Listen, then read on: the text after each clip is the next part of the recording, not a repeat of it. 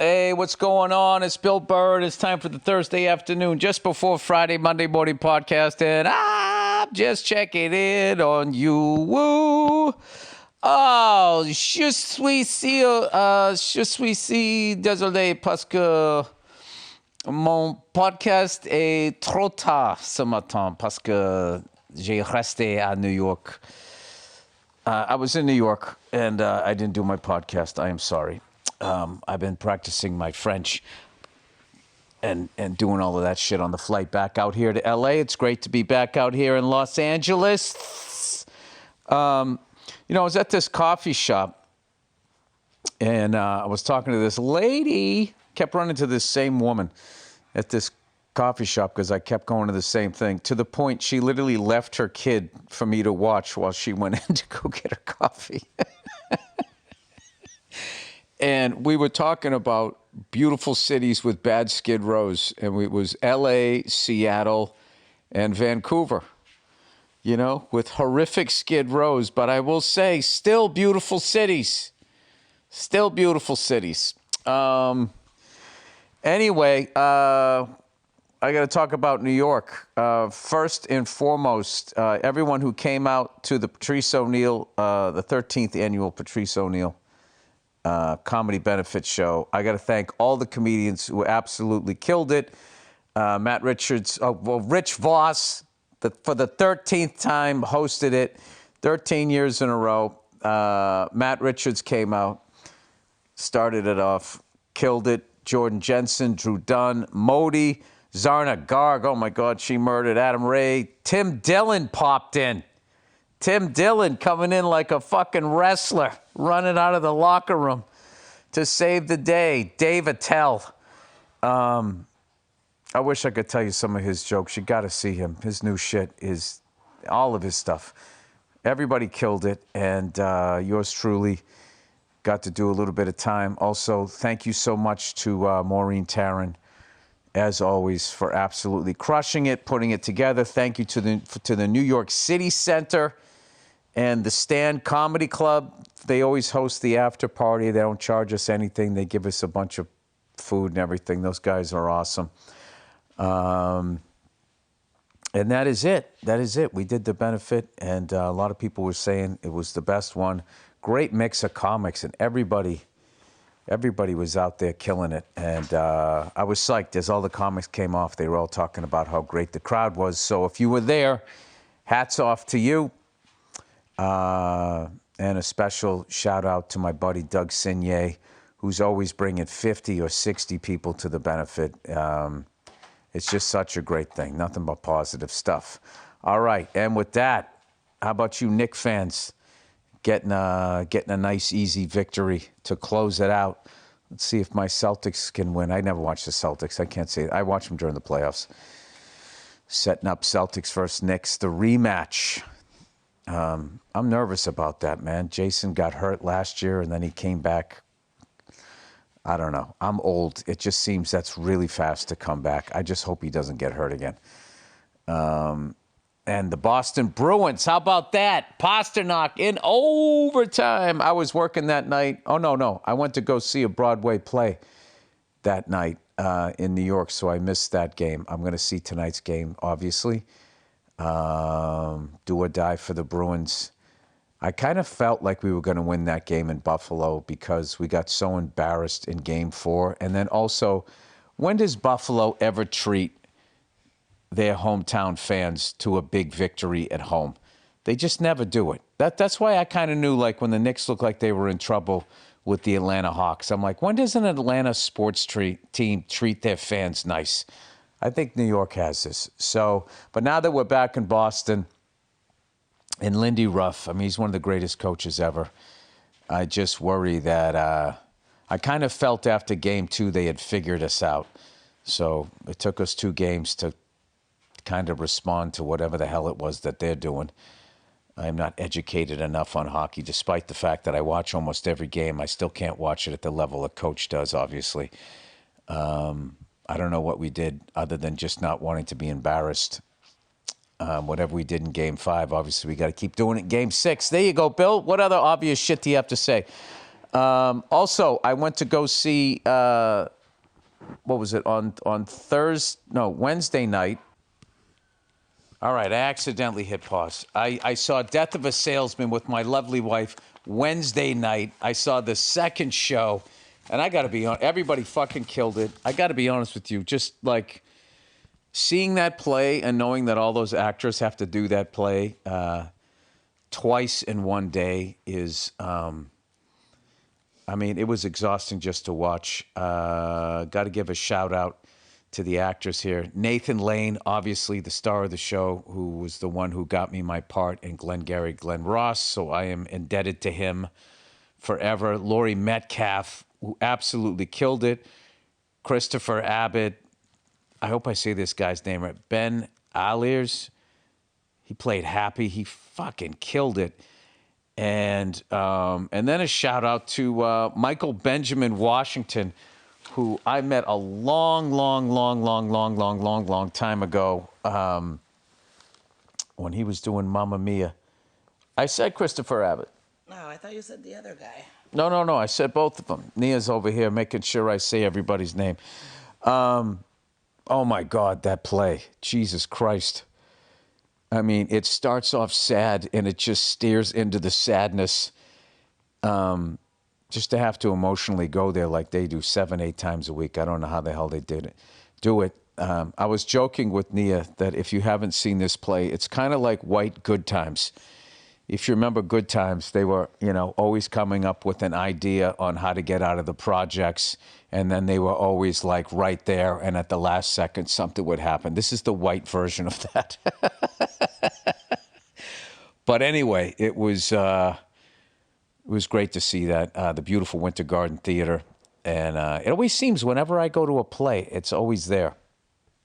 Which is cool because I do love that place, but I also want to check out, it always seems like whenever I go to see a play, it's always either in that one, like I saw George Clooney in Good Night and Good Luck, saw Mamma Mia way back in the day there, and then I saw this one, Death of a Salesman. If it's not there, it's always in that, was it Circle in the Square? I always seem to go to those two, although I did see Bobby Cannavale in Art at a different one down the street. Anyway, always try to do that. So, with that, I did just spent a few days here in New York after the benefit, which was fun. And I'll tell you what was hilarious. I was walking down the street, and these couples were taking pictures in front of this building because they like the guy who owns it, and they had a look on their face like they were standing in front of Niagara Falls. Which I really got like a kick out of that, where I was just like, I don't like the guy that lives in that building, but you like that guy, so I don't know. Whatever he's doing is working for you, so it's not all bad, I guess. Swooning in front of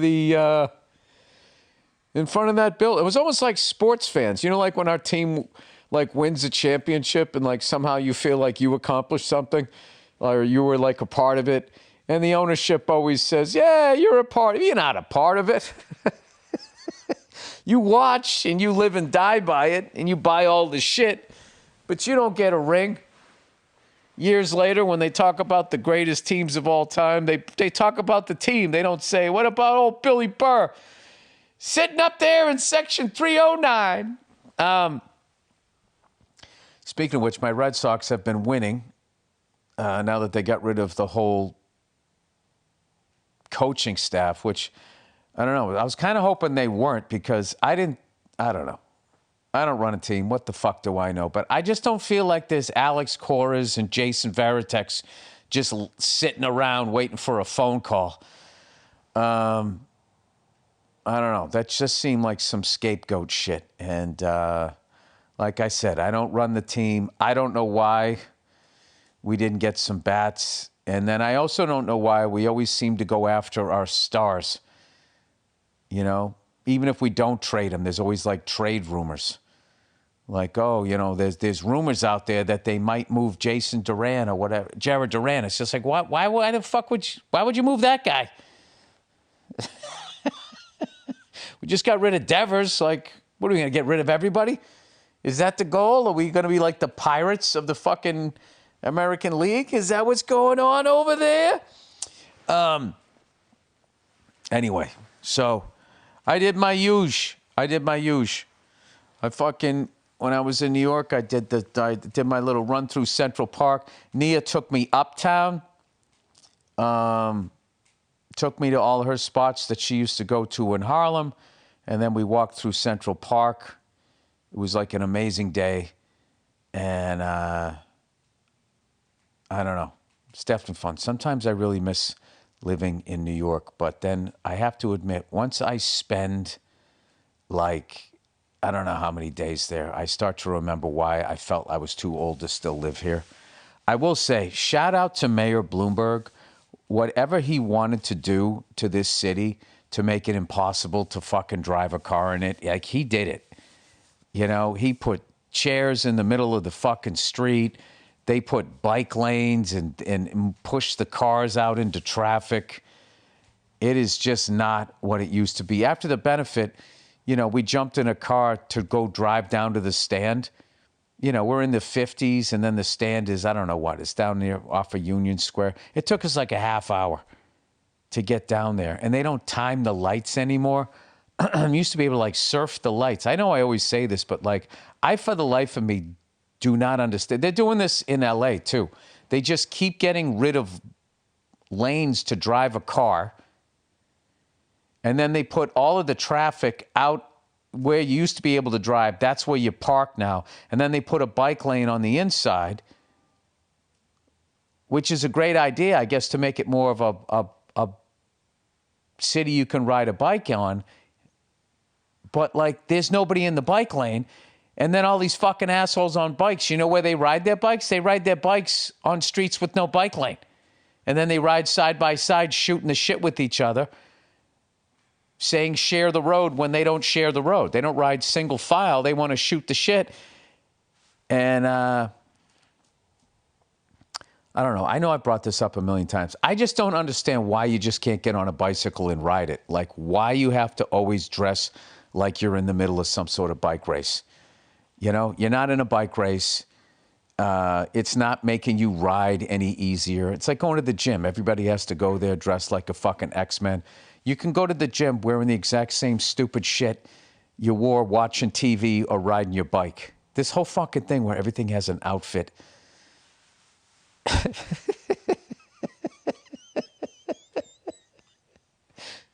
Like, you know, like, I also find, like, if you make, like, if you buy an old motorcycle for some reason, like, say if you buy a motorcycle from the 1940s, you also have to dress like it's the 1940s. You know, you got to have your pant leg, like, rolled up and have these Depression era boots on. Why can't you just get on there with, like, a pair of Jordans?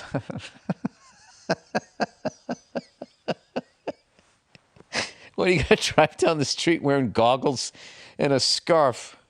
We get it. You like old shit. Although I'm kind of getting into vintage motorcycles. I think they're fucking cool as hell. I will say, I think a collection of old motorcycles is way better than a collection of old cars, just as far as, like, space. You know what I mean? Like, those guys that get, like, I don't know, these giant collections. I like looking at them, but, like, after a while, you're just looking at these cool cars, and they're just buried behind, like, fucking 10 other cars, and it's just like, that's one of the coolest cars ever, and it's going to take you a half hour to get to it. You're never driving that car. You know? For the regular person, you know what that was like? Do you remember when Mitchell and Ness, everybody was buying all those fucking cool old football jerseys? You know, after a while, once you bought, like, I don't know, 10, 15 of them, there was going to be those ones there. They were just going to be buried in the back of your closet. The older I get, the more I realize that just observing shit is, and just having the memory of it, and then just walking away and not buying anything, and then coming home, and you just don't own shit, and you can actually, like, lay on the floor and stretch out your back, you know, because you didn't buy the Mickey Mouse ear fucking version of wherever the hell you went.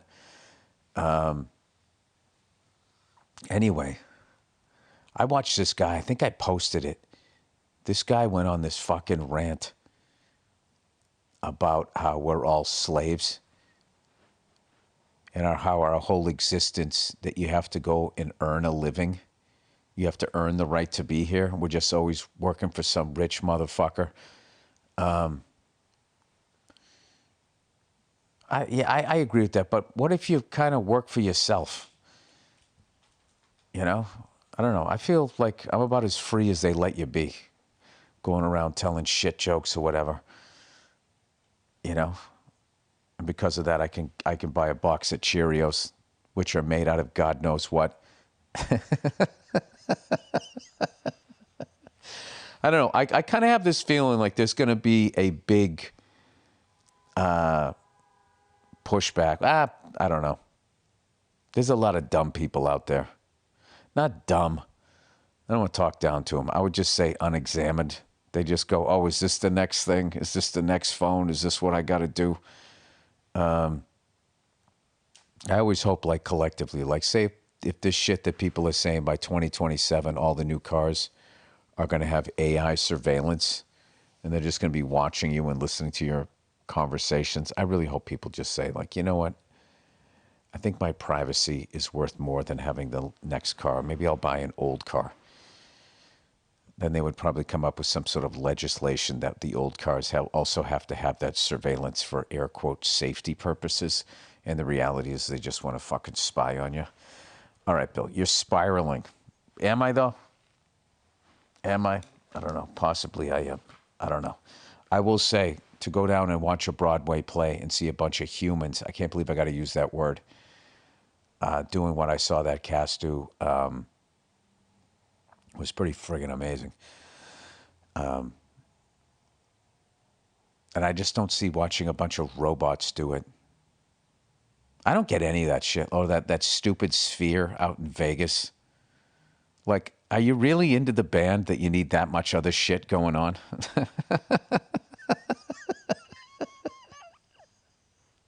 They should only put shitty bands in the Sphere so they can start selling tickets again. Like some band that you absolutely hated. Like, I fucking can't stand their music, but if I can be traveling through the fucking entire universe while they're playing Come On Eileen, I'll fucking go see that shit. I don't know. That's probably a stupid idea. Let me do the ad reads for this week. Where the fuck am I here? It's not this one. It's not this one. There it is. There it is. All right, look who it is, everybody. Look who it is. Oh, you know what? Before I do this, I got to tell you, this place we were staying at had a cold plunge. And I was like, all right, I'm going to do this. I'm going to see if this does, in fact, help the inflammation or whatever. So I got in this thing. It was 40 degrees. It's the coldest water I've ever been in. And usually when you get in those things, it sucks for about 20 seconds. And then as long as you don't move, you just get used to it. It's like you're just kind of semi-frozen. But if you move around, it bothers you. But if you just sort of sit there, you're fine. And you just got to get in. You just got to, and then sit down and then a couple of, breaths, and then you're good. This shit, it was like painful. Like, I tried to do like 5 minutes. I think I tapped out after 3.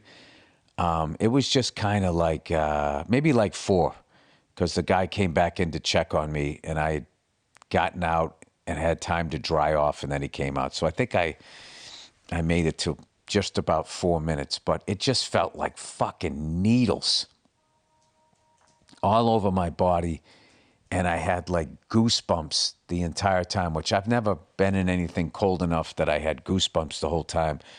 So then I got out of it, and I went into the dry sauna, and like when I got out, it just felt like someone I had just got up off like a bed of nails, and I'm like, this is supposed to make me feel good? And I went into the locker room, and they had a dry sauna, and I went into that, and just sort of sat down in there.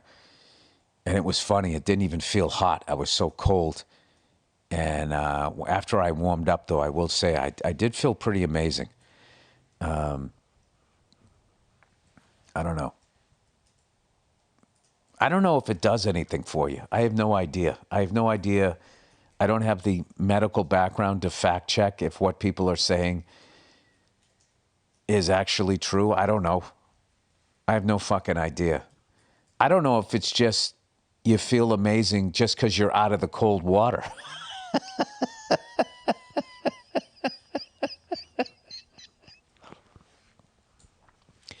It's like getting out of a bad relationship. You break up with her, you're just going to feel better because you're not getting fucking, mind fucked every day.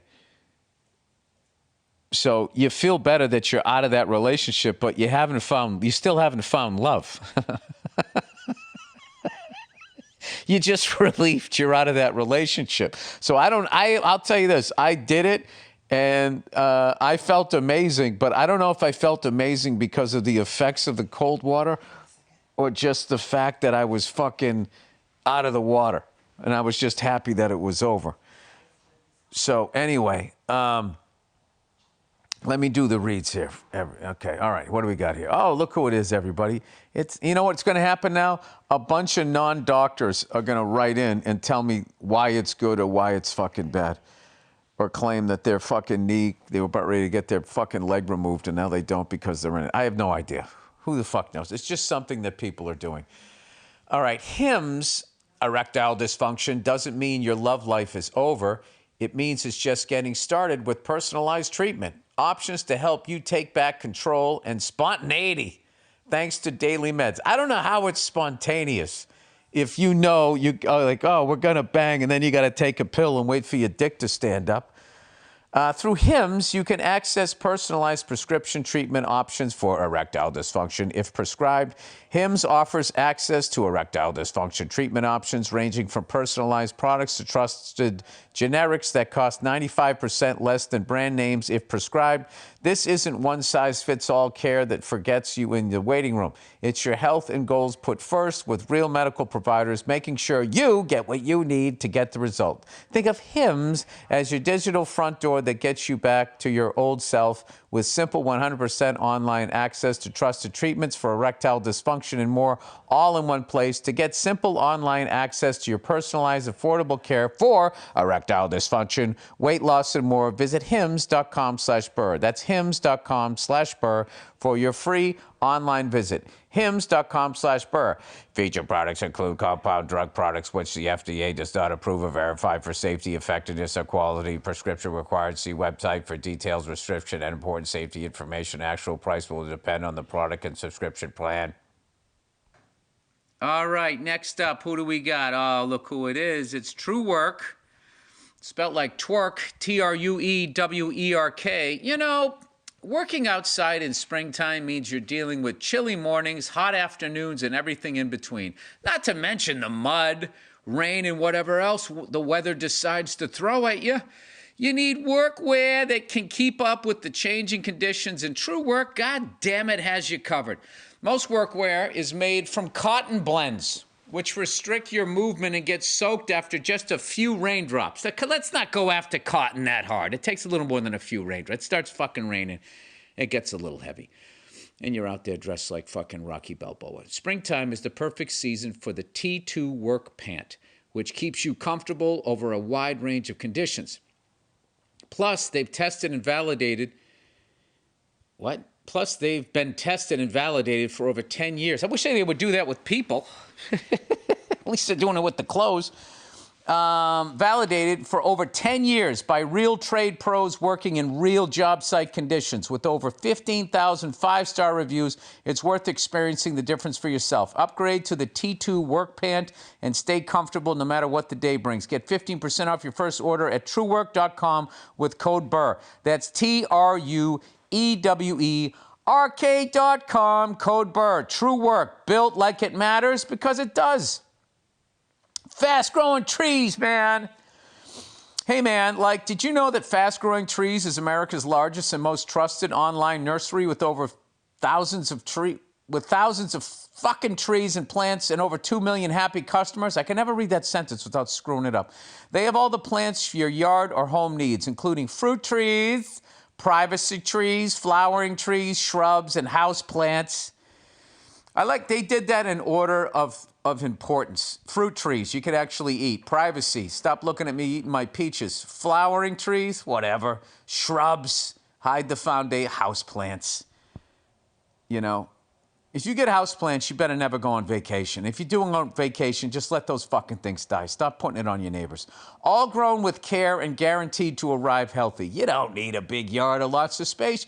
You can grow fucking lemons and avocados, olive or fig trees inside, along with a wide variety of houseplants, all grown with care and hand-selected to thrive in your home. What are you, fucking Julius Caesar? Get all the plants. Did he grow shit inside? I don't know. I always pictured he did. Get all the plants you need without the messy car or the trip to the garden center. Imagine if you have a Jeep Rubicon and you're living like Julius Caesar. That is 2 Italian references right there. Right now, they have great deals on spring planting essentials, up to half off on selected plants. And listeners to our show get 20% off their first purchase when using the code Burr or at checkout. That's an additional 20% off. Better plants and better growing at fastgrowingtrees.com using code Burr at checkout. Fastgrowingtrees.com, code Burr, B-U-R-R. Now's the perfect time to plant. Let's grow together. Use Burr to save today. Offer is valid for a limited time. Terms and conditions may apply. Okay, look who it is. Look who it is. It's Simply Safe. Look, we all want to feel safe at home. Sure, we all do. But for a long time, home security has meant expensive monthly fees and ironclad contracts that locked you in for years. You know, some lunatic standing in front of your house with sunglasses and a fucking Glock, you know, protecting your house, but then you also think like, well, what if that guy's a psycho? Did anybody do any background check on him? No drilling, no stress, and no waiting around for a service appointment. Comprehensive protection. It's not just a camera. It's a comprehensive ecosystem of sensors, cameras for inside and out, and 24/7 professional monitoring in the event of a break-in, in a fire, or a flood. Simply Safe agents are ready to take action. Affordable pricing, 24/7 monitoring for a fraction of what the traditional brands charge. I want you to experience the same peace of mind I do, which is why I've partnered with Simply Safe to offer an exclusive discount to my listeners. Right now, you can get 50% off your new system by visiting simplysafe.com/Burr. That's half off at simplysafe.com/Burr. There's no safe like Simply Safe. All right, there we go. I think that is the podcast, everybody. I got to go play with my kiddos. Thank you so much from the bottom of my heart. Everybody who came out to Atlantic City, everybody. 13th year in a row at the Patrice O'Neill Comedy Benefit. I don't know. Thank you, everybody. Put together that Death of a Salesman play. Oh, I didn't even talk about that. Also, the way that they, that's one of those plays that does like flashbacks and stuff, which is easy to do if you're reading. But like, how are they going to do this live? I thought that was really cool the way they did that. And also not confusing. I'm not the brightest guy. But anyways, that is the podcast. Go fuck yourselves. Have a great weekend, you cons. And I'll check in on you. No, I'll talk to you on Monday. Hey, what's going on? It's Bill Burr, and it's time for the Monday morning podcast for Monday, fucking April 30th. 2018. What's going on? How are you? I'm still sick. I've just every time I start to get healthy, I travel again. So I actually had to reschedule a gig. Something can't remember the last time I did that. So I just need to fucking stay home, and I'm just having coughing fits. I'm having an absolute fucking fit at night. Like, my throat sounds like this. I still got the sniffles. And maybe I got Ebola, But I'm kind of all right. I cough a little bit during the day. But the second I lay down at night, all of a sudden my throat gets all dry and I just have this coughing fit. Now, I'm saying this to you guys because all of you now, without medical degrees, are now leaping to your feet, and you know exactly what's wrong with me and what the cure is. And that's my favorite thing about being sick. I like to not go to doctors. I like to talk to people who have talked to doctors or went on WebMD and then they fucking diagnose me. So I just think I need to shut it down for a couple of fucking days and not do anything is what I need to do. But I'm here for you here. I'm doing the fucking podcast. I want to thank everybody that came out in hot Atlanta to the show at the Fox Theater.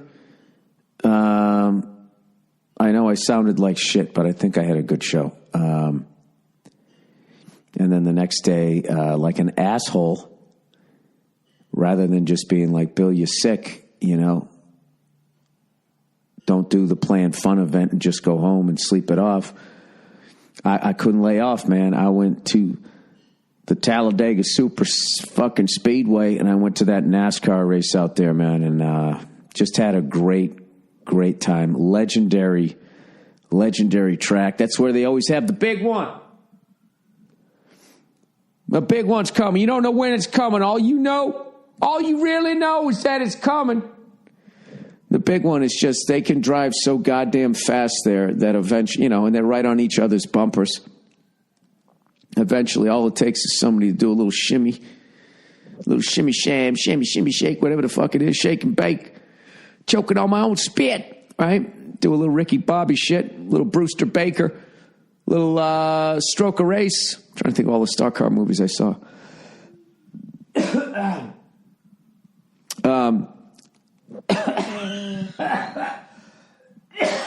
Sorry, I'm breathing too many fumes. And then they just have like a giant fucking crash there. So you know the deal. You know, as Tony Stewart said, we come there for the accidents. I don't want to see anybody die, but I want to see shit fly through the fucking air. So we were in this suite, and we watched like the first couple legs of the race, and then I was just like, dude, I want to go outside, and I want to fucking, you know, I want to hear the cars and all that shit. So we went the upper deck, which is the shit because you can see the whole goddamn track, and then we were like, let's go down low because there was more seats. And we went down there, and it's that whole thing is like 40 fucking cars go by at like, you know, 180, 190, 200 miles an hour. And all you're thinking is if they have the big one, right? Not right in front of me, because by the time everything, you know, settles, it's going to be fucking 2 miles down, quarter mile down the fucking track. It's like if it happens right before me, there is a chance I could take a lug nut to the side of my head and I'll be fucking dead, you know. But it is amazing. I got to tell you, and the people down there were fucking great. I've always been a fan of fucking Alabama. It's a beautiful goddamn state. But I will tell you this, not to get negative and shit, just in general, there is a level of fucking poverty that you just cannot fucking, but like some of the people, I remember a long time ago, Patrice O'Neill told me this thing was fucking hilarious. He said, you know something, Bill? He goes, black people, we are good at being broke. And I go, what are you talking about? He goes, look at us. He goes, we are the cleanest motherfuckers on the earth. You wouldn't know that we're broke, even if we are broke. But let me tell you something about white people. When a white person is broke, you fucking know it. And that's what I was thinking about, as I always do. I always think of shit that he said. And I just was looking at these fucking people, man. Some, not all of them, but just there's been a few, when I've been traveling, there's been a few times where I've seen little kids and I've had the urge to rescue them. You know, by the time you're looking at the adults, you're like, it's too late for them, you know? I've seen that in inner cities. I saw it in India, and I saw it in Alabama, Talladega. Not everybody. I'm not saying everybody, but there was definitely some fucking people where I was like, that kid, if you get him out of this environment, he's got fucking hope. Jesus Christ. You know something? When you hear that shit, white privilege and stuff, you can say that to me, but I always, like, after going to that race, I was wondering what those people think, you know, because the bus definitely skipped their stop. And I'm not talking down on these people, because I fucking hate how people up north and people on the coast and everything, they got this fucking attitude like, you know, if you're white and you're broke, it's because you're dumb. And that's just ignorant because you haven't fucking traveled. But having said that, there was a disturbing amount of Confederate flags that I saw, but like, I don't know. I don't know. I don't get that aspect of it. But the other shit, I'm just talking about feet coming out of the side of your fucking sneakers. I don't know. It was interesting. It definitely, as a fellow American, I was like, we really should be doing something about this. Can we try to help these fucking people out? Now, I know Trump said he was going to do it. He was going to make it great again. And I can tell you right now, I didn't see a lot of greatness there. Oh, shit. Why do I talk about things? Why do I see things and then talk about things? You know what? Because that's what I do. I didn't talk to, I actually talked to a lot of people when I was there. I had a good time. But there was definitely a few people that I just had to take pictures of, But I'm not going to post them just because, I don't want to further any sort of fucking stereotypes. And the people at NASCAR treated me great. But there's definitely, I saw this fucking guy. He had on overall shorts is the only way to describe it. And Larry Bird shorts. And the whole thing was the American flag and cowboy boots with no shirt underneath it, shaved head and sunglasses. He looked like Rob Halford on the 4th of July.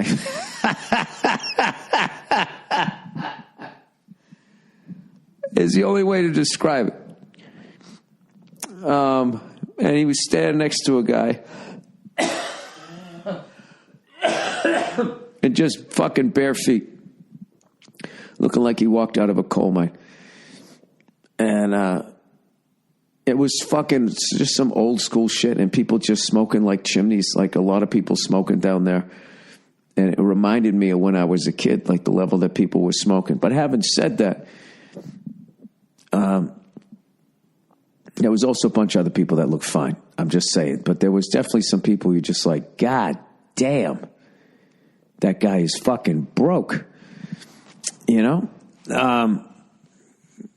How are you Hawat and you're that broke? What they're saying out there is that's not supposed to happen. You're supposed to just fucking wake up, and all the doors are supposed to swing open for you with your Hawat privilege. Well, that happened for me, people. It did not happen for those people. You know what I think a lot of it goes back to? I think it goes back to the Civil War. When you lose a fucking war like that, the repercussions of that, you deal with that for a long fucking time. And, I knew some people that relocated from the north down to the south back in the 80s. Some friends of mine, their parents moved or whatever, and I just remember them calling me up, and they were going, dude, I'm learning shit in school right now that I learned fucking 2 years ago up north. This is fucking ridiculous. There's no fucking reason for that. There is no reason for that. So, I don't know. Did I mention the race was fucking awesome? I was just a little taken aback by shit like that, You don't like to see that. You don't like to see that anyway, right? I don't like seeing people struggling, not having the answers, walking around in jean shorts. But anyways, great fucking food at the track. Jesus Christ, it was delicious food. It had this barbecued fucking something or other. The coleslaw on it and everything was absolutely delicious. And I love the track. Legendary track, and then I love the bleachers. It was just no frills, no bullshit. It looked like an old football stadium. It was just like, we're just building fucking seats. That's it. No fucking sushi stands or none of that crap. It's definitely a good time. I hope that didn't come off like some elitist Yankee thing. Anyways, plowing ahead. Now we're going to get into my elitist attitude for the week. Now, this is something that everybody's going to be like, first world problem and all that. I have a fucking problem with Delta Airlines. All right? These fucking assholes, for whatever reason, they board first class and their premium select, whatever they call them, their fucking medallion members at the same fucking time. All these widget salesmen that fly every fucking weekend. It's like, I spent 20 years in the back of the fucking plane with the stress of the back of the plane. Like, fuck, I need to line up an hour before the flight so I get on early enough so there's going to be a place for my fucking bag. And is this a DC-9? Is the engine right outside my window and a part's going to fly off into my fucking head? Am I next to the bathroom? I'm going to smell the piss and shit of the fucking working class. I spent 20 years in the back of that fucking plane, and they kept us back there. And we didn't get on until first class got on, and we were not allowed past that fucking curtain. That was their fucking bathroom. I did every goddamn hell gig. I had shit thrown at me. I got booed. I got fucked out of money, and I moved up the rows. I got up to the exit row. I got all the way up there. Now I can finally afford to sit up front, right? And I don't give a fuck that they're like anybody with a limp or a yeast infection, anybody active military, even if you never saw action, even if all you do is counter grenades rather than fucking throw them, you can get on first. I don't give a fuck. You got a stroller and a kid, you're old and in a wheelchair. I don't have a fucking problem with that. These fucking assholes, they take all their frequent flyers, and then these fucking cunts, all right, they line up like a half hour before. So I'm like, where's the first class line? They go, it's right here. I look back, I'm like 40th in fucking line. And now I got the anxiety again. That is not first class. First class is you walk on without a fucking care in the world. That's what I paid for. I walk on without a care in the world, and you pretend that I'm better than the people behind me. That is what I'm paying for, and that is not the experience you get on Delta Airlines. All of these fucking people just fucking... Why can't you just board first class and 2 seconds later have those fucking premium cunts? They line up like a half hour before. Now I got to stand up. I don't even use frequent flyers. I pay full price for the fucking ticket because I can't figure out how to do the fucking... I don't even want to figure it out. I want to figure out, how many fucking miles I have with you assholes. What is the ticket price? Here you go. The way a guy shops. I'm not waiting for the sale. I need pants. Those are pants. What are they? Here this is. Give them to me. So I fucking get on the plane, and I get on the plane, and all the first class fucking bins are taken. And I see one that's like fucking 2 rows behind me. And I feel that fucking anxiety. That fucking anxiety that gave me the drive to get up to the front of the fucking plane. And then I'm sitting there, right? I finally fucking sit down on all of this shit, right? And I know you guys are like, Bill, quit your fucking whining. Fuck you is what I say. I'll say it again. Fuck you. All right? Don't call it fucking first class, and don't charge me for first. I want a first class experience. So many people sit in the back of the plane. Let's say you went on Wheel of Fortune and you solved a fucking puzzle. All right? And they said that they were going to give you first class accommodations in Laughlin, Nevada. All right? Well, if you came walking into the hotel and you didn't get to go to VIP check-in, you still just stand in line with all these flip-flop wearing fucking overeating jackasses. Is that the first class experience? You know what I mean? They treated me like a $3 whore. You get a $3 whore, you're expecting a certain level of attitude. But when you get a $1,200 to $2,000 fucking call girl, she's supposed to pretend you're interesting and your stories are fascinating. That you're paying for the experience. I'm just letting you know that experience does not exist on Delta Airlines. You're going to get on the fucking plane with the first class seat that you fucking paid for with 40 other fucking people in front of you with their neck braces and their fucking got all this accoutrements they need because those poor bastards are still sitting in the back of the plane. Well, I paid good money. I paid good goddamn money for the fantasy that I am above those people. And I did not get that. And I hope Mr. and Mrs. Delta Airlines hear this fucking thing. And I hope they try to come at me with some sort of voucher, some sort of gift certificate for a brownie sundae the next time I go back to the Atlanta Jackson fucking airport. This is the thing. All this fucking waving in my arms, they're not going to fucking change it. They're not going to change it, and I'm still going to fly their fucking airline when I have to. Because I don't have any. I'm basically an American Airlines guy. You know, an American Airlines, when you fly first class, you get on with the first class people. You sit down, you're fucking fine. And you know what you are? You're an inspiration. You're an inspiration to the rest of those passengers that walk past you on American Airlines. They're looking at you going, look at that sickly, bald-looking, redheaded guy. If I work hard enough, someday I'll be him. Getting on the plane without a care in the fucking world. You fly Delta Airlines, you're getting on with those same fucking people, you know? Those people that are so fat, they got the crease in the back, like a toddler.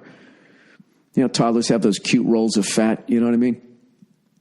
There's a certain level of fat that you get to. You should literally have your arms up, you know, the way a little baby walks.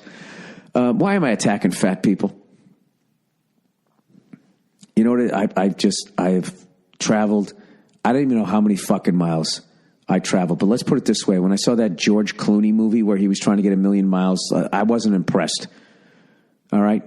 What that man was doing was pedestrian. Oh, and then you met the woman, you found out later she was married. Welcome to the fucking road, buddy. Am I supposed to feel bad for you with your full head of beautiful salt and pepper fucking hair? Hang on a sec. Huh? Your villa in fucking Italy? Am I stalking him? All right, I want his life. Anyways, I just don't like that Delta has put me in the position to expose myself for the elitist cunt that I am. All right? I'm not saying that I'm better than the people in the back of the plane. What I'm saying is I got paid to be treated better than them. And I don't want to be lumped in with all these fucking contest winners. All these fucking widget salesmen that fly your goddamn airline every fucking weekend. So that now they bought. What the fuck did they pay for that ticket? $300? You getting on with me? How dare you put me in that position, Delta, Mrs. and Mrs. Delta Airlines? I should have got a fucking discount on my I just wish there was a fucking phone number that you could call and actually talk to a person, and I could just be like the biggest asshole ever. When I get on your airline, I do not even want to see people beyond the other side of the curtain. Dude, during the fucking flight, like people just waltzing right up, just using the fucking bath. Everybody gets a fucking ribbon now. Everybody's in first place. The fuck out of here. Get out of here with your economy seating shits. You take those in the back, buddy. You take that in the back. I don't want to listen to your fucking Cinnabon farts up here. Okay? This is first class. We have silverware. No, I don't give a shit if you use the bathroom. I don't give a fuck about any of it. The only thing I fucking want is what I'm paying for is you go first class and I just mosey onto the fucking plane and stick my bag right above my chair and I sit in a chair that's actually fit to be used by a human being. That's all I'm fucking paid for. I don't give a fuck about your meals and all of that other bullshit and that you call me Mr. Burr and ask if you can take my fucking hoodie and go hang it up. I don't give a fuck about all of that. I'm paying for no anxiety. Like, is the bin going to be there? All of that is supposed to be gone. You know, it's like winning the lottery. That's what flying first class is. This is the thing about first. You fly first class, you don't want the flight to end. That's how great first class is supposed to be. Delta has somehow lost, they forgot what the fuck it was. You know what I mean? You know what I blame all of this on? Oh, I'm on a red. You know what I blame all of this shit on? Fucking casual Fridays. Casual Fridays fucking ended it. It fucking ended it in this goddamn country. I'm old enough to remember when all of a sudden casual Fridays. This is how old I am. I remember when that shit came out and I was working in the warehouse and somebody from the carpeted area just started working there. You know what I mean? This is the 80s. This is like the Michael J. Fox era. So you know what I mean? You got yourself a skinny tie and a fucking cubicle, and you bought a Ford Probe, you know? or whatever the fuck they used to call those fucking cars. You got like a Subaru, you know, and this fucking little Michael J. Fox guy goes, what's casual Fridays? And I made the joke. I go, oh, that's when everybody dresses like us. Basically like you're unloading a truck. And I remember my boss got upset by that. Tried to have some big fucking meeting about it. And Mr. Burr said that that's when everybody dresses like us. And that stuck with me. And I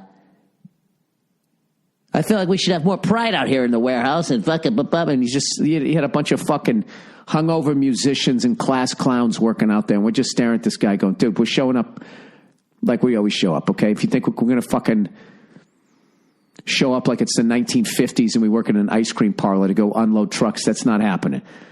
So that failed. But, yeah, everything has just become like everybody's just fucking down to earth now.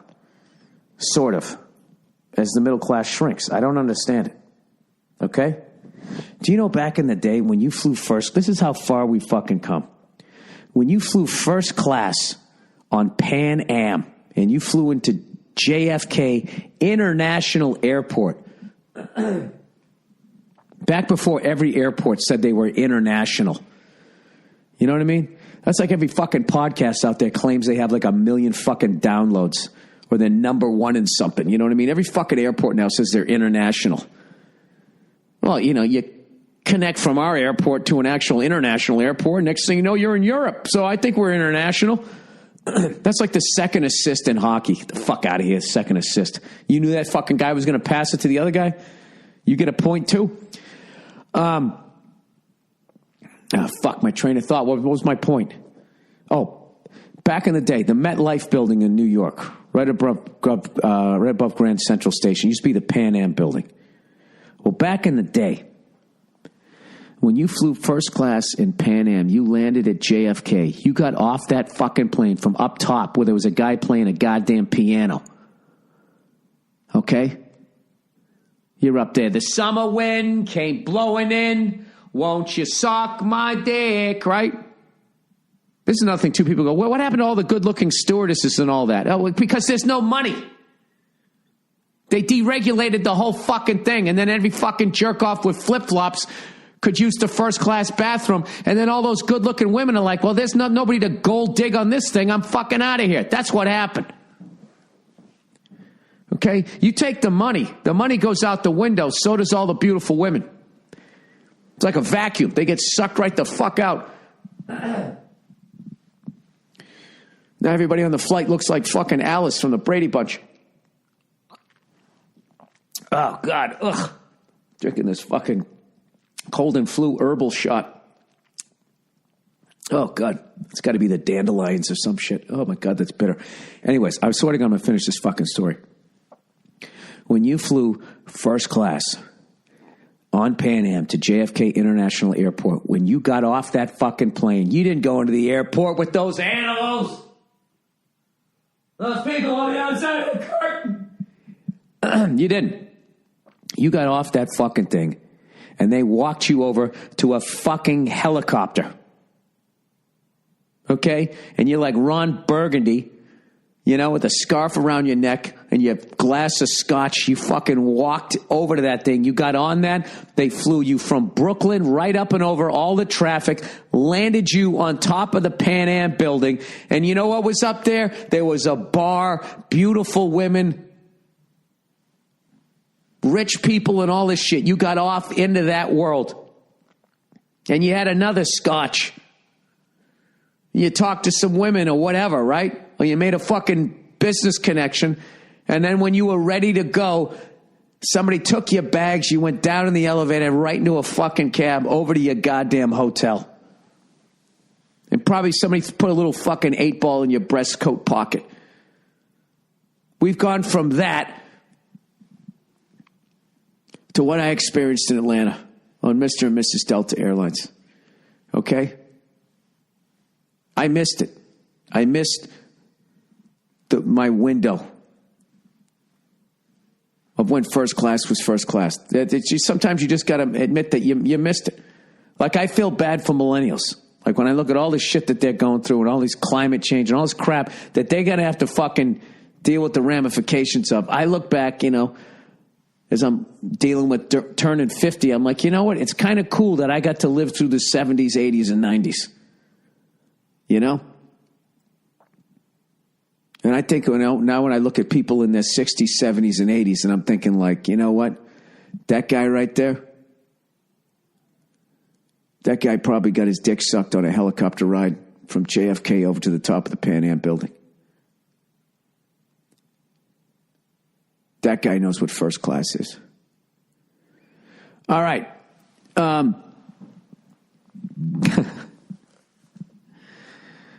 don't want to hear it. I don't want to hear it from the people in the back of the plane. What a spoiled brat I am. I don't give a fuck. I am so beyond you that I won't even read your emails. I can tell by the font that you sit in the back of the plane where you belong. No, I'm kidding. I'm just saying, you know what I mean? What the fuck? Can I just get on the fucking plane? All I'm asking for. I don't need a helicopter ride. I don't need a fucking hand job. Can I just get on the fucking plane in a relaxed manner and just put my bag up there? This is what the fuck I paid for. Okay? And then you can come to me and be like, do you want the eggs or the oatmeal? Can I get the eggs? I'm sorry, we're all out of eggs. That happens in first class. What do you mean you're out of eggs? It's first class. Sorry, my voice is cracking. It's first fucking class. You should still have them. Hang on a second. Let me take another shot of fucking dandelion root. Oh, woo. Oh, I'm starting to like that. Reminds me when I did landscaping for fucking one summer. All right. Let's talk hockey playoffs. Playoffs? You kidding me? Playoffs? God damn it. That was fucking delicious. Get some free advertising. Dr. Schultz's cold and flu herbal shot. The aftertaste is terrible, but whatever remains on your tongue is incredible.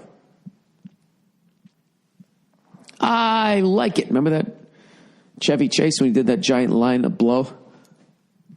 I like it. Nothing summed up the 70s and the 80s like that quick little joke. All right. Hockey playoffs. The Bruins jumped all over Tampa Bay in game one to go up 1-0. Once again, our top line was absolutely killing it. Tuukka Rask was playing fucking great. Nebraska, whatever. I don't even know half the guys' fucking names. But like when I'm in the other room and somebody scores, a lot of the time I have to poke my head in to see who it is because we changed so many players this season. And with the kid, I probably watched 5 full games. And anyways, and then game 2, Tampa was just a better team. They just came out like they were ready to play. And we just, I don't know, every time we had the puck, it was like it was on edge. And so whatever, it's 1-1, but we did what we had to do. We won 1 down there, and now we're coming back. And I hope we get a more competent officiating crew because those guys were just, it was like they were off. And whatever, they made some fucking bad calls, but that happens. Sometimes the calls go your way, sometimes they don't. You don't whine about it, you pick up and move on. But, when the fucking net is off the goddamn moorings, whatever the fuck they call it, and the goalie's like, dude, hey, buddy, ref, hey, over here. For like a half a fucking minute. And they just don't see it. Like that was not ready for prime time officiating. I just hope it. I just don't want it to come down to that because I think that Tampa's a great team, and I want to see Tampa beat us or the Bruins beat them. I just that is a pet peeve of mine. That you start calling ticky tack shit, and you start like dictating the tone of the game, and then all of a sudden you stop calling ticky tack shit. It's just weird, you know what I mean? And then you're letting shit go, and then all of a sudden you're calling stuff. I mean, that's the type of shit. Back in the day when I used to watch the NBA, it was like, what the fuck? This shit is fixed. Speaking of the NBA, I was working Saturday night and missed everything about that Celtics game 7 against Milwaukee. I have not even seen a highlight. I am very happy that we won. I heard we kind of won it, wire to wire. And then last night, the weirdest thing ever, like this Boston Celtics had a fucking playoff game while the Bruins had a playoff game. And we beat the formidable Philadelphia 76ers. When is that next game, man? I can't remember. Last time I think we played each other in the playoffs, I have to go back to like 82, 81, 82, 83. Way back in the day. All right, game 2 is when? Thursday. Well, I hope that's not going to overlap with the Bruins. The fuck am I supposed to do? I want to see this, the overachieving Celtics with all the goddamn injuries. This is tremendous. And my picks in the NBA Finals before it started, and you can check with the great and always lovely Dom Herrera. That's what I've always loved about his act. It's not the top shelf joke writing, it's the elegance of his performance. He asked me what I thought, and I picked Toronto in the East and Golden State because I figured Golden State or Cleveland one of them's gonna make it back. And I don't know. I'm just impressed with Toronto. They just got a lot of weapons and shit and blah blah blah blah blah. And like LeBron has played like the equivalent of 60 years with all the fucking playoffs that guy's been involved in. So anyways, those are my goddamn picks. And as far as hockey goes, I don't know. It's hard to go against the Penguins getting back there again. But I think the most interesting series right now is obviously the Predators and Winnipeg Jets. I would not want to have to play either one of them, and I'm psyched one of them is going to knock the other one off. All right, there's my limited fucking view of what the fuck's going on. All right, punk suggestions. The fuck did you call me? All right, I was listening to your podcast, and you asked someone for suggestions on hardcore punk music. I thought I'd try and email you from here. I would start with bands like Minor Threat. I've heard of them. Fugazi, I've heard of them. The X, never heard of them. Bad Brains, of course, I've heard of them. He wrote, of course. Negative Approach, parentheses, pretty aggressive. Death from Detroit. These are a few good starters. I hope this message reaches you and you enjoy. All right, I'll check those out. I'm still trying to get into Fish, everybody. They haven't quite grabbed me. All right, bullshit. Guy needing AR-15 to defend against coyotes. Oh, my God. He's in the middle of fucking nowhere. He's making you cheese. Hey, Sir Billiam Cunt, I'm calling bullshit on the guy who wrote in claiming he needs an AR-15 to protect his goats from coyotes. All right, okay. Well, I hope you're a gun owner and a fucking rancher. I grew up in a rural town in New Mexico. All right. I wasn't a Parmesan cheese rancher, but we had 2 sheepdogs and a den of coyotes living directly behind our house. To this day, every night you could hear the coyotes howling. The guy doesn't need a machine gun. He needs more than one dog. Oh, shit. Shots fired. Seems like common sense, honestly. There are breeds of dogs that have been bred for centuries to protect sheep from wolves. Well, that is true, and they didn't have machine guns back then. Well, how does one sheep or 2 sheepdogs fend off a herd of coyotes? You know what that sounds like? That sounds like the sheepdogs are playing basketball and the coyotes are doing some and one shit. They need to have a fucking team game and they got to feed that big man under the fucking rack and quit putting up threes with nobody underneath. All right, wait a second. There are breeds of dogs that have been bred for centuries to protect sheep from wolves. Coyotes are pussies compared to wolves. A few times when I was a kid, I was less than 15 feet from an adult coyote and it just ran away. Coyotes are also a lot smaller than wolves. Claiming coyotes hunt in packs of 7 to 12 seems like an exaggeration. I don't like that word seems. That seems to me like you don't know, but it just sounds like bullshit to you. Anyways, the most badass thing I've ever seen a dog do was when my neighbor's psycho dog chased away a coyote that came near his turf. My neighbor had this crazy, ugly mutt named Butch. Butch was the kind of dog where if the football or baseball went over the fence into Butch's yard, the ball was gone. one day when I was a teenager and I was walking up the road and there was a coyote walking near me, I wasn't scared because the coyote was just minding his own business. Any fucking wild animals have a different look on their face, okay? They're killers, you know? It's like hookers, you know, there's a different look. When a hooker looks at you, it's real, all right? They're not fucking just trying to get a drink out of you. Then I see Butch jump over this 5-foot wall and land in a dead sprint. Quote, "Oh, Jesus, this is going to be good," I thought. He beelined straight for the coyote and without any hesitation or fear, hit the coyote like Walter Payton on cocaine.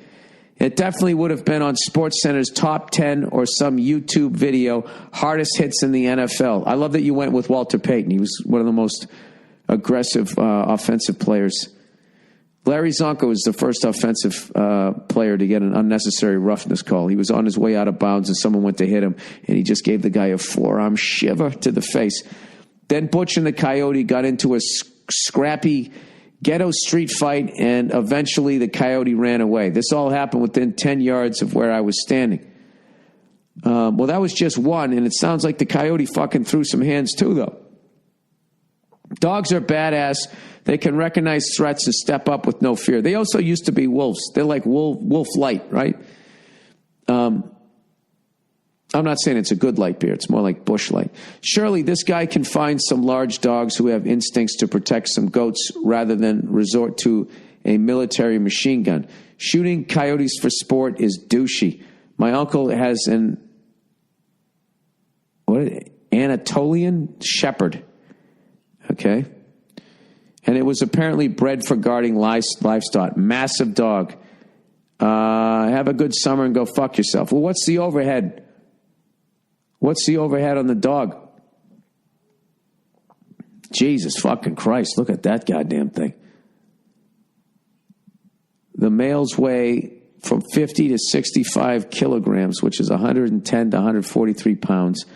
Females are 40 to 55 kilograms. That's 88 to 121 pounds. They're like 32 inches, 29 to 32 inches high, 28 to 31 inches high. Jesus Christ. That's a big-ass goddamn dog. Well, let's look at the coyotes, the tail of the tape here. Coyote stats.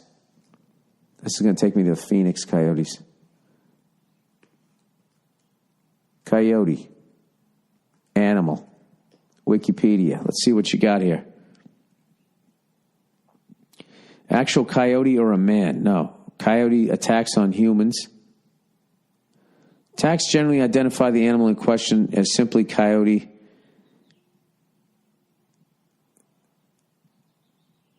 Oh, what the eastern coyote? Eastern coyote. All right, here we go.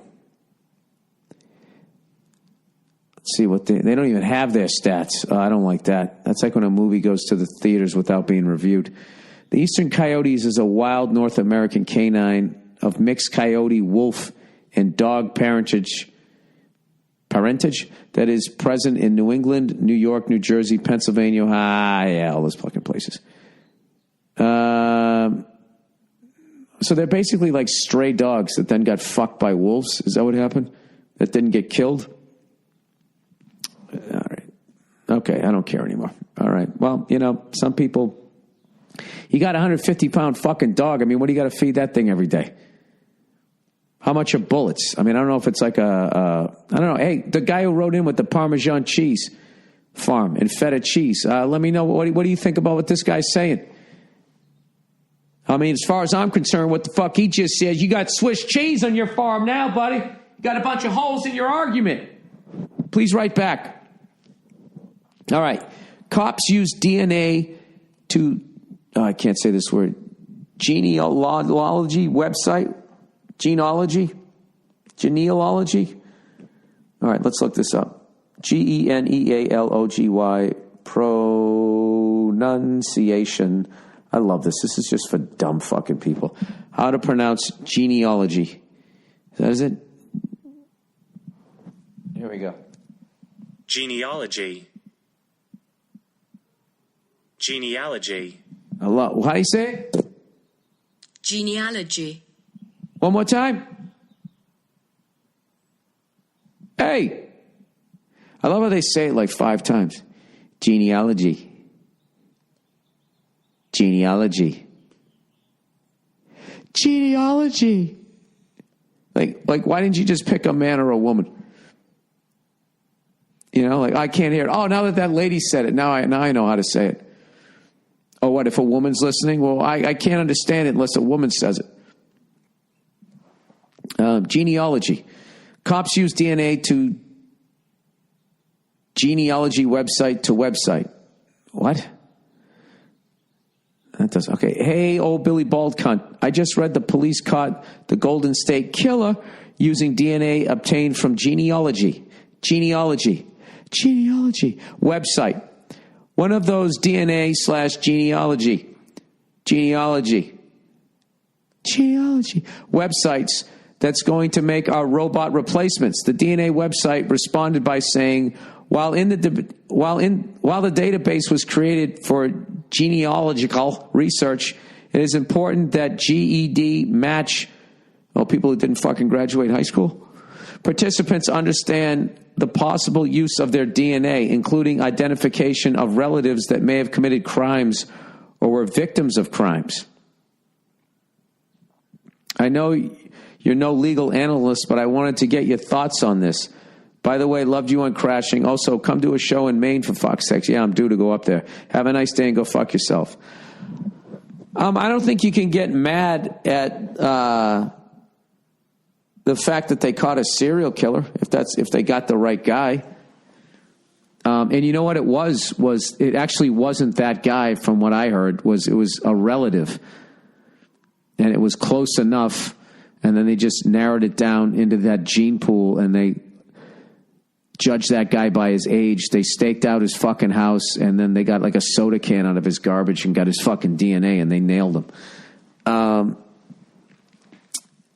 Yeah, it's one of those things where this could be a great thing, and you could get rid of it. It's all how it's applied.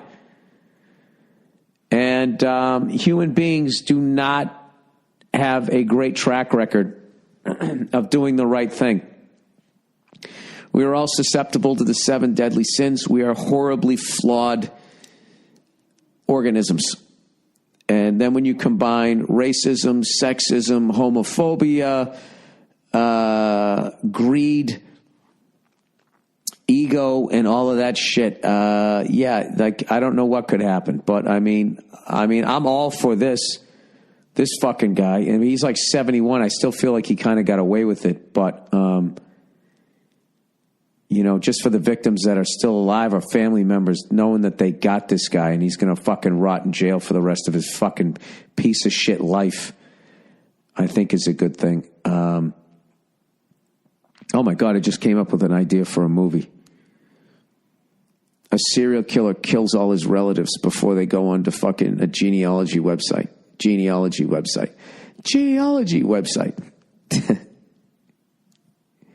It's a comedy. They're going to find out that he's the fucking jet ski killer or some shit. I don't know. And then he's got to be like, and he never goes to social events within the family. He's always been a loner. All of a sudden he starts showing up to all the Christmas parties and he's asking questions. And at every party, somebody dies. So he's got like 10 family members. And, the first one he kills at Thanksgiving, maybe Halloween, then Thanksgiving, then Christmas. Then there's like a fucking graduation. I don't know. He just, Flag Day, he takes out his fucking uncle. And then the local cops, they've never seen anything like that. They're in a quiet town, to use that trope. And all of a sudden, there's his family members, they're all dying, and then everybody feels bad for the fucking loner because he's losing all his family members. And then finally one day, the fucking, upstart, you got the fucking old sheriff, he's seen everything, God, I'm too old for this shit. And then you got the upstart, you finish the fucking movie. I don't have time for that shit. All right, Black Republicans, everybody. Dear Mr. Burr, I very much enjoyed your show at the Fox in Atlanta. I went with my wife, parents, and in-laws. Thank you for your laughs and perspectives. Well, Thank you. Would you mind sharing your thoughts on Kanye's recent comments and the backlash from Hollywood and Democratic elites? Why do they always say elites? There's Republican elites, too. I myself am a black Republican who changed parties after the first Clinton administration for a great many reasons. It's a bit unnerving hearing people cringe over the idea of a black Republican, and it is disrespectful to marginalize my opinions and articulations because of my affiliations. It's very telling that people who defended Kanye and championed him when he attacked George Bush are now casting him aside because he does not agree with their groupthink. Thank you for your service. And go fuck yourself. Yeah, I mean, there's this whole thing with liberals that they feel like all racists are Republicans, and then they also aren't aware of their own fucking racist thoughts, prejudiced thoughts, and fucked up. If you really pay attention to your thoughts, the information your brain is going to give you during the course of a fucking day, you're going to think sexist shit, homophobic shit, racist. You're just going to think shit that if you said it out loud. I've always said that. If everybody's thoughts were made public, could anybody go to work on Monday? Would you have a fucking job? And you wouldn't. So, on the other side, the fact that Trump didn't tweet once during Black History Month, said nothing as far as I'm aware of on the 50th anniversary of Martin Luther King, the fact that he fucking could kind of see both sides with neo-Nazis and people who didn't like neo-Nazis, said, well, both sides are violent. I understand that level of backlash. I don't understand people that just feel that their party is just completely unflawed. I don't understand that. Having said that, I think Kanye just has an album coming out and MTV doesn't exist anymore. And that people at his level, they create controversies as a way to get free promotion. That's what I think. I don't take it seriously, and nor do I give a shit what his political affiliation is. I don't care, and I don't care that you're good for you. I get it. A lot of people become Republican when they make money, and then they realize how much money you have to fucking give away in fucking taxes. If you actually have the audacity to become successful. And then all of a sudden you have to fucking, you have to pay for everybody else, which I'm all for helping people out. But my thing is, if you're sitting around not doing shit, I told you a long time ago, this person in my life kept hitting me up for money. And I finally had to say to the guy, just be like, listen, dude, if you're in a hole and you're reaching up, I will pull you out of it. But if you're face down in it, digging it deeper every fucking day, I mean, what am I supposed to do? I'm throwing money into that? You want to keep doing fucking drugs and I'm also supposed to give you money? Get your fucking life together and help yourself out and I'll help you out, So I see, I see all sides of the shit, and sometimes I land, it's funny out here in Hollywood, people think, someone was telling me, said people think you voted for Trump, which I didn't. I kind of see like, I don't know. It's really a situation to situation decision. You know what I mean? Sometimes you punt, sometimes you go for it on fourth down. It depends on where you are in the field. Like you have to look at it that way. You can't just 100%. We're going for it every fucking time, or we're kicking it away every fucking time. So I'm old school where I respect. I'm just happy, sir, that you're voting, that you're politically active and you're fucking paying attention. That's a lot more than I can say for myself.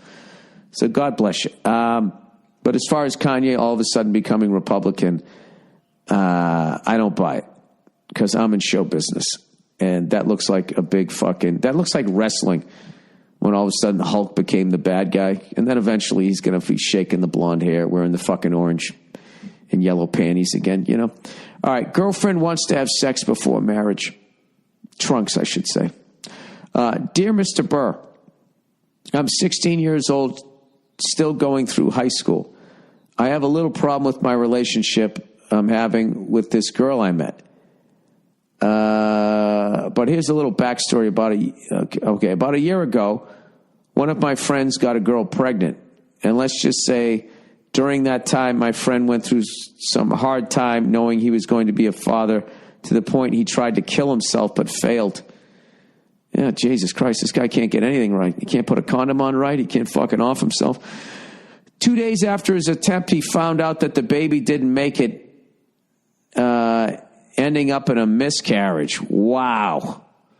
After seeing what my friend went through, I decided I was going to wait till at least 18 to have sex, because I don't want to be like my idiot friend. Well, dude, you don't want to become a dad at 18 either. Wear a fucking condom. All right. But here's the story about me and the girl. I met her at work, and we've been dating for about 6 months now, and I know what you're going to hear me say next. Like, I really like her and all that bullshit, but get to the point. All right. Anyways, screen goes black. Anyway, she wants to have sex, even though I told her I'm planning to wait. After I told her that, she gave me that look. 3 days later, she tried to pressure me into it. I kept saying no. Well, you're learning one of the great fucking secrets about women is whatever the fuck you want them to do, say you want to do the exact opposite. You know what I mean? And then they will fucking, it's unbelievable. It's like a fucking cat. Gallagher used to do that fucking bit. You know, you call a cat, it just fucking doesn't come at you. You blow it off and it's fucking walking towards you. Anyways. Then she went so far as to cry and sob about me not wanting to have sex with her. Also, I like the idea of casual sex, but I want to experience love sex. Also, I think this girl lied to me to try to get down my pants. What do you think? Lied to you about what? Burr balls, and stick your dick up your asshole, a.k.a. go fuck yourself. You kind of all over the map here, and you also left out a lot of sentences. She lied to you. Like, I don't know. I just do what the fuck you want to do. If what happened to your friend had such a psychological effect on you that you don't want to have sex, don't have sex with this person. That's it. And women cry and sob all the fucking time to try to get their fucking way. It's bullshit, okay? Unless you slugged them in the arm, I don't know what the fuck they're crying about. You know what I mean? You're crying. I could see if you're upset, if you're depressed, but you're crying. Here's the thing. Don't do this, but this is what I do, because I've said that to women, like, you're crying over this? How old are you? Watch how quickly the tears stop and they immediately switch to fucking anger. You know what I mean? Their ability, how fast they can stop crying and then fucking start yelling at you. Like, going back to whenever I cried when I was a kid, I mean, I couldn't just stop that, you know? I'd be like, fuck you! And I would still be crying. They immediately just stop fucking crying. Bam. So, here's the deal, dude. You're actually... What you're doing to this woman is you're actually, you know, like when you play a video game, one of those fighting video games, and you don't know what you're doing, you just push a bunch of buttons, and all of a sudden your guy does something special, but you don't know how the fuck you did it. That's what you're doing with this. You know, this is completely role reversed. She's crying because you're not going to fuck her, like you're in a boy band, like you, through acting the complete opposite way as of every other guy, has so mind fucked her that she's acting, you're getting treated like you're fucking Justin Bieber or some shit. Yeah, she's making this all about herself. She feels fucking rejected, because this is the thing. Women know the power that they have over us. And the fact that you, at the height of where you should not be able to walk away from it, or walking away from it, is fucking with her in her level of I don't know, power, you know, I would think. This is also, I'm really fucking stupid and don't know shit about women, but sometimes I do. You know, remember that Mel Gibson movie where he was a conspiracy theorist and he threw out all these crazy ones, but every once in a while he was right? That's how I am with women. Every once in a while I'm fucking right. So what I will tell you this, though, what I do know is you should do what the fuck you want to do. All right? And, yeah. I believe Hootie and the Blowfish said it best when they said, let her cry. Remember that song? Let her cry. And when the sun comes out tomorrow, let it rain. Whatever the fuck he said. How smart was Darius Rucker when he got out of that fucking band? That was like when the fucking Roadrunner just steps off the rock before it fucking crashes to the ground and somehow he doesn't take the impact, you know? Now he does the country thing, right? Anyways, that's the podcast, everybody. I have some work to do today, and then I am just shutting this fucking down. I'm not going to fucking do anything for like 3-4 days. I have to get past this goddamn cough. I'm coming up on 2 weeks with this, and I don't want to, you know, I've never had pneumonia, and I don't want to fucking get it. You know, because then every time you get, that's like every time, once you get frostbite, you know, every time you open the refrigerator, your fucking toes start tingling. I don't want to deal with that for the rest of my life. All right, that's the podcast. I'll check in on you on Thursday. I apologize that it was late, but, you know, I'm fighting this fucking thing off. I'm fighting a good fight here, everybody. All right, I'll check in on you on Thursday. Go fuck yourselves.